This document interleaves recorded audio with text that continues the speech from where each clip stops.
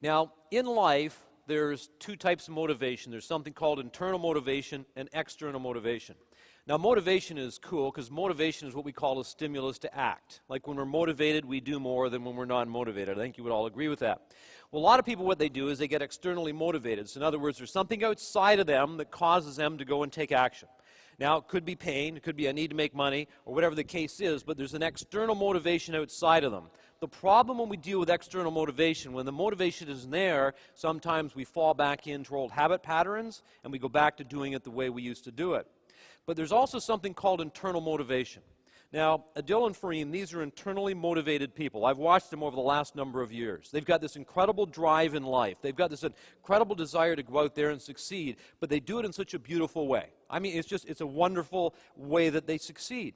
And I look at it and say, we've got to find the inner drive. Because if I look and say, what stops most people from implementing the things that we're going to teach over the next 2.5 days? And it's drive. They don't have that internal motivation. Now, they go to a seminar, get all revved up. You know what I mean? Like, wow, wow, wow, walk out of the seminar. I'm going to turn the world upside down. You know what I mean? And we go back to the office, and we're so excited. We got the workbook and all the things that we're going to do. And then the first day, we start doing a few of them. Then other people are looking at you, and they think you're a little weird. Have you ever done that stuff before? Anybody been there before? And then they'll look at you and say, well, you another one of those damn seminars? Right? And then after a while, the world conditions us right back to where we were before. And then all of a sudden, nothing ever changes. And the reason is because we got externally motivated, but we didn't get what? Internally motivated. So my question is, if you're going to change and build a better business, why? Why do you want to do that? Because, see, the why is more important than the how, Benjamin. Because, see, the how brings solutions, but the why brings meaning. Would you all agree with that? See, the how to do something brings solutions, but the why brings meaning. When we got a why, when we got something inside of us that says, I want to do it, I want to do it, here's why I want to do it. When we got our why, we can accomplish any how. Then the how becomes easy. But until we know why we want it, the how can be useless to us because we get more information that we don't what? That we don't use. Here's an example. I was speaking a number of years ago. That was a long jump. Better not do that again. I was speaking a number of years ago, and there was a smaller audience of, say, about 150 people. It was actually probably about 5 or 6 years ago, and I'll never forget.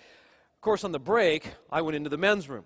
Now, as a speaker, it's interesting if you're in the men's room, if you're in one of the stalls, and nobody knows you're in there, and to listen to what everybody's saying that's at the seminar, right?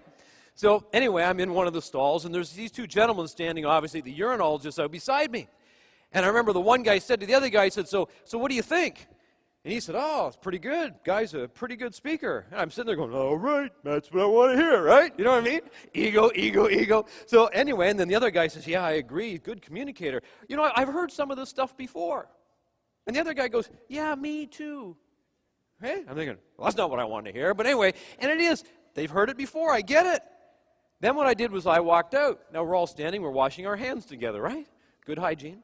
We're washing our hands. And anyway, I said, I overheard what you were saying there. And I said, so you've heard some of this stuff before? Well, yeah, but you presented it in a different way. And I'm going like, quit kissing my ass here. You know what I mean? Like, anyway, I know what you're saying. You heard some of this stuff before. And we sort of joked and we laughed about it a bit. And as we're walking back to the seminar room, I said, let me ask you a question. The stuff that we presented there, are you doing it? What do you think the answer was? No. So you know it, you've heard it, but not what? Doing it. So in my mind, I'm thinking, what are you looking for? Like, what are you looking for? The next magic pill? You know what I mean? The next seminar, they'll teach us something else we're not going to do. Well, the challenge is the reason we don't always act on what it is we know is because we don't have a why. We don't have a drive. We don't know why we want it. We will act when we need it. You know what I mean? Like, I need to make money. I need to solve this problem. I will act. But we can have a bigger drive, something more internal than that gets us up and gets us going in the morning. That's called your why. See, the how brings solutions. 10 steps to listing property brings solutions, but the why brings what? Meaning. Without meaning, most of it is useless. Without meaning, most of it is useless.